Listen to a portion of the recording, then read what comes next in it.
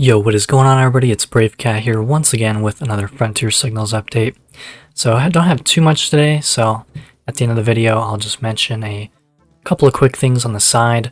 But looking at things on the space weather side for now, things have been looking pretty quiet. So again, we still have another glitch in the feed here over on the solar X-ray flux. But everything else is looking very quiet.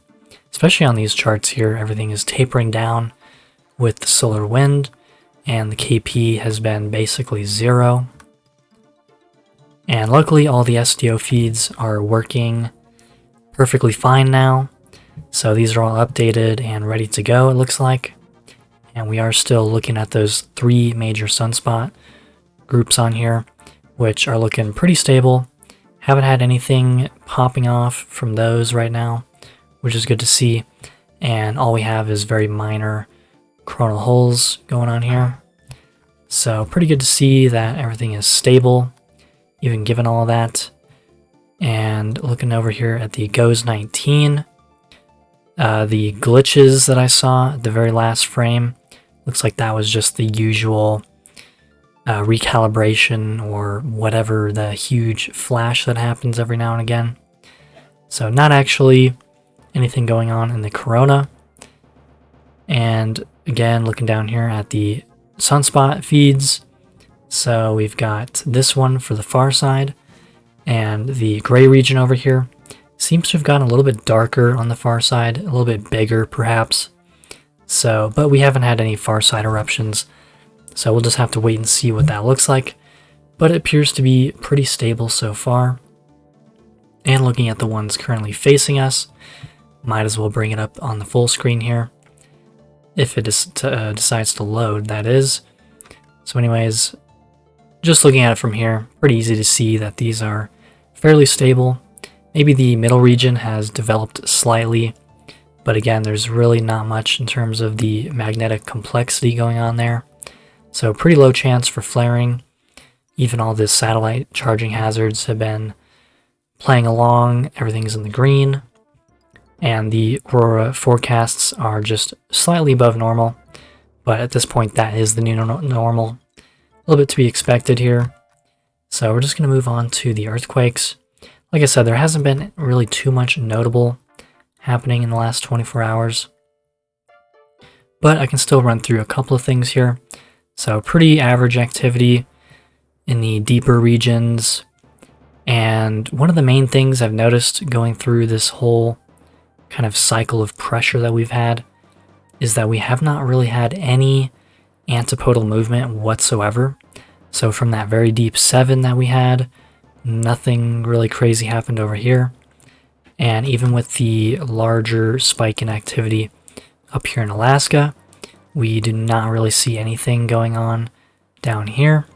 So I just thought that was notable, and quite different than what we've seen in the past several years with similar things happening.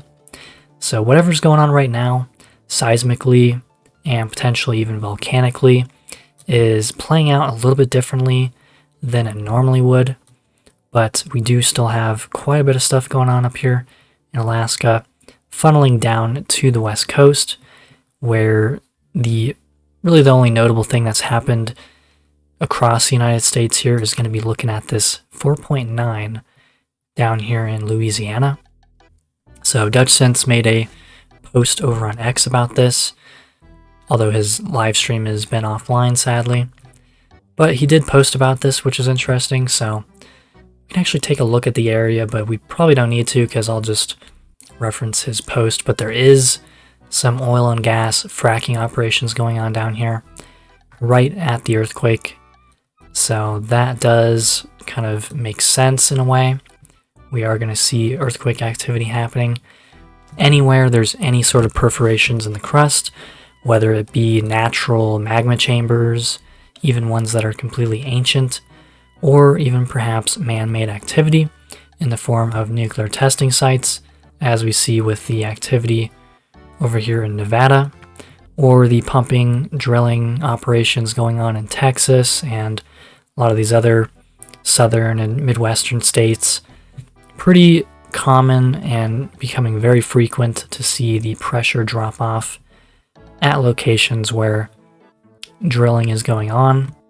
So really it just makes sense. But we'll just take a quick look here.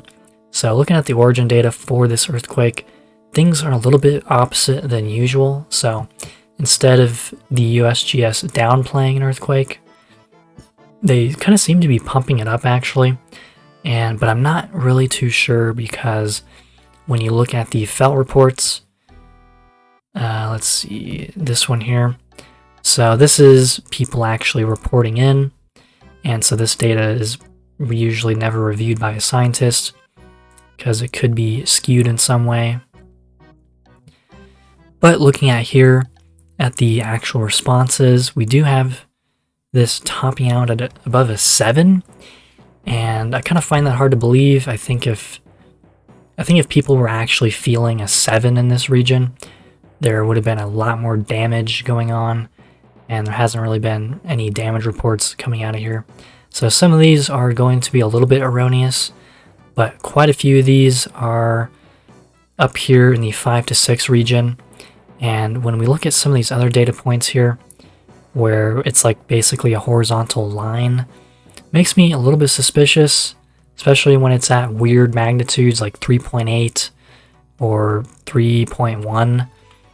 You know, I just don't really see a bunch of people coming in here and being like, oh yeah, I felt exactly a 3.1 or a 3.8. They're much more likely to say like it was a 3, it was a 3.5, etc. So some of these data points, and this is not the only example, can sometimes feel a little bit artificial. And especially when we're looking at earthquakes on the West Coast, this becomes very prevalent. Or even with earthquakes like this that are quite rare. So especially for this magnitude and this region, it is quite a rare earthquake to be striking here. So then it just makes the oil and gas pumping operations kind of have a little bit more of a target in terms of like, oh, okay, that's why the earthquake struck here, is because there's some weak points in the crust that the seismic energy wants to release its pressure at. So that's basically that. And looking over here at the global incident map, I didn't see anything out of the ordinary. Here's what we have going on down in New Zealand. I don't have that feed up on this right now, but I mean, this is more or less pretty common for any given 72-hour period in this region.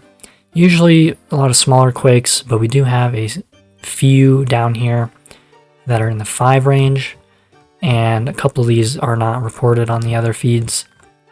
So just kind of keep an eye on that sometimes. But other than that, again, there's really not too much. We look at the volcanic activity, where even though we have a pretty substantial list, it is, again, a lot of the same regions with either unrest happening or similar sized ash plumes going on. Some of these have actually toned down a little bit, but I didn't really notice anything out of the ordinary that we haven't seen. So that'll just kind of finish off the update for tonight. And I'll just go into a couple of last little miscellaneous things here. So looking at things over here on X, just some of the accounts that I have notifications turned on for. We got Dutch Sense here just 30 minutes ago, looking at some radar data here. So I don't know, potential weather modification or other kind of deeper conspiracy stuff that, as we know, is becoming less of conspiracy. And just other various things here.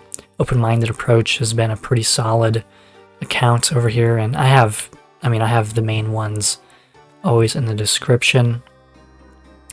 But I guess I just wanted to point out a lot of the throttling, the view throttling that happens on here.